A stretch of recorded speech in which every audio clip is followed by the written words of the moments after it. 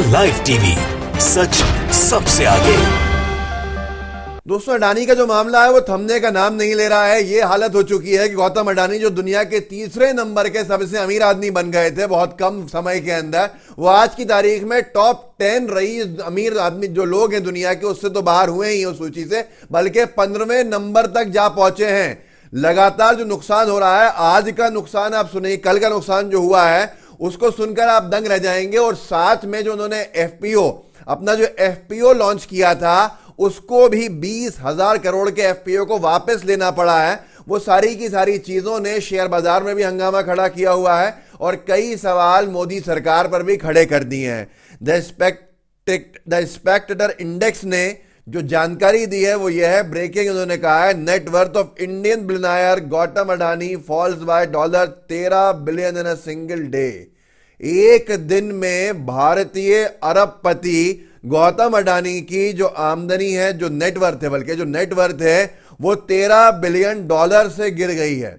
ये शायद इतिहास में पहली बार किसी के साथ हुआ होगा, इतनी बड़ा नुकसान किसी का होना। और उसके बावजूद भी मोदी सरकार के में बैठे लोगों का खामोश रहना कई सवाल खड़े करता है। और दूसरा, जो अडानी समूह ने एफपीओ लॉन्च किया था 20,000 करोड़ का, उसको 3 दिन के बाद वापस ले लिया है और ये कहकर के जो शेयर्स खरीदे हैं निवेशकों ने, उनका पैसा हम वापस कर देंगे। जो अपने एफपीओ पे अड़े हुए थे, ये अपने आप में बहुत बड़ा झटका है। मैं दोनों चीज़ों के ऊपर आपको जानकारी देना चाहता हूं और कैसे सवाल खड़े कर रहे हैं लोग, उसके ऊपर भी आप खुद अपनी राय रखिएगा कि आखिर क्यों इतने बड़े मामले के ऊपर मोदी सरकार ने अभी तक जांच के आदेश तक नहीं दिए हैं।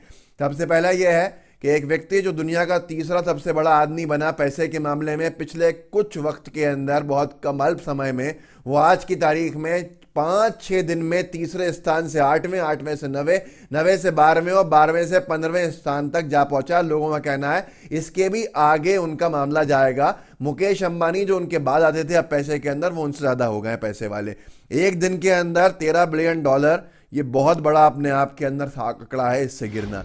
और दूसरा, श्याम मीरा सिंह ने लिखा है, कल अडानी ग्रुप ने जिस 20,000 करोड़ रुपए के एफपीओ को अपने मित्रों की मदद से जैसे तैसे सब्सक्राइब करवाया था, आज उस एफपीओ को वापस ले लिया गया है। अब सबके पैसे रिफंड किए जाएंगे।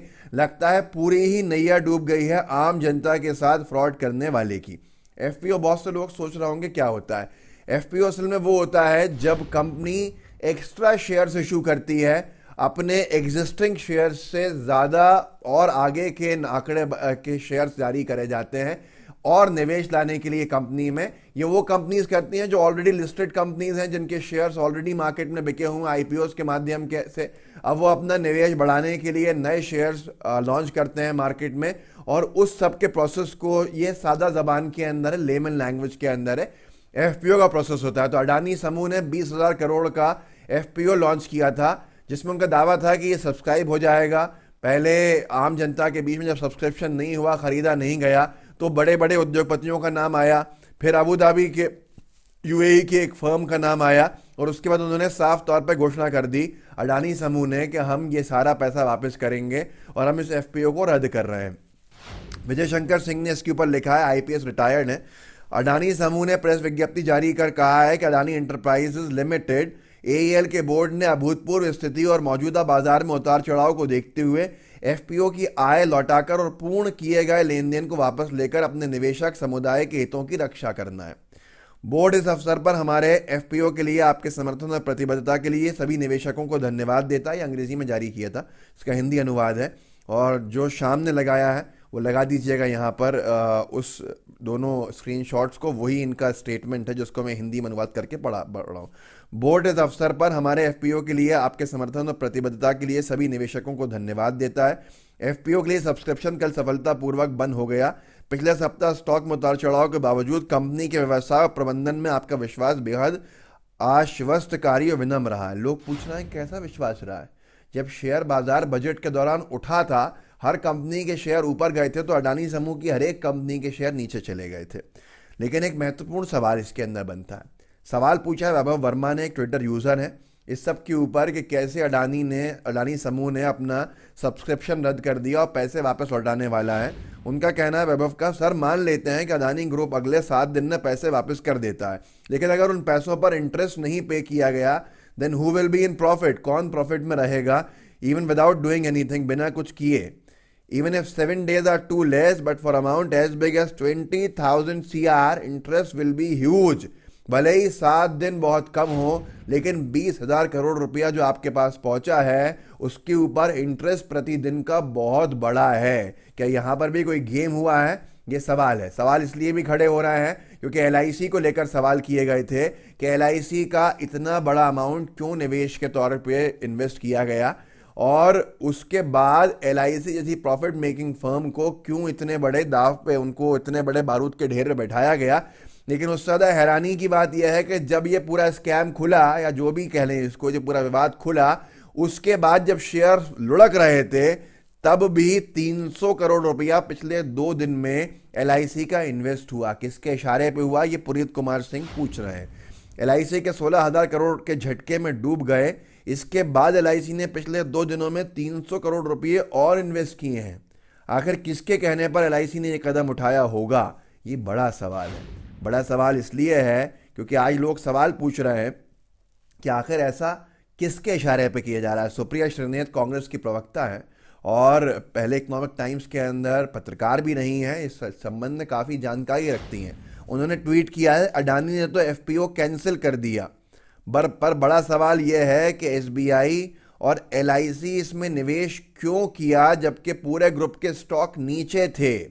आम जनता SBI और LIC में बड़े विश्वास से अपनी गाड़ी कमाई लगाती है. इतना जोखिम लेना उनके साथ विश्वासघात नहीं तो और क्या है. जांच होनी चाहिए.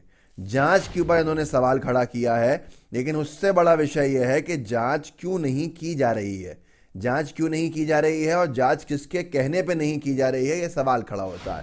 कालवार टाइम्स एक अखबार है, उसने लिखा है अपनी हेडलाइन में, सबक नहीं ले रही LIC, फर्जीवाड़े के खुलासे के बाद भी अडानी को दिए 300 करोड़.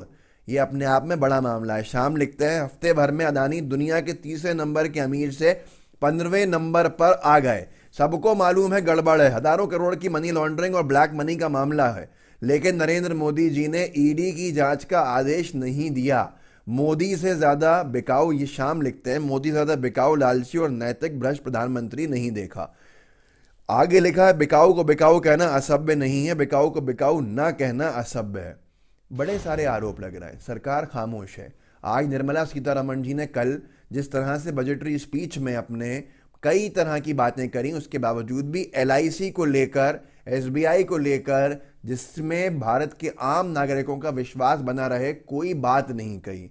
ये बहुत बड़ा मामला है. शायद इतिहास में इतना बड़ा मामला नहीं हुआ होगा, पर सरकार खामोश है.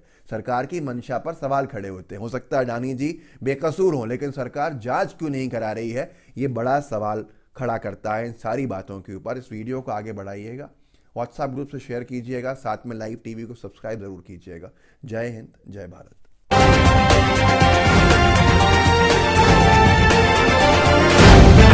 द लाइव टीवी, सच सबसे आगे.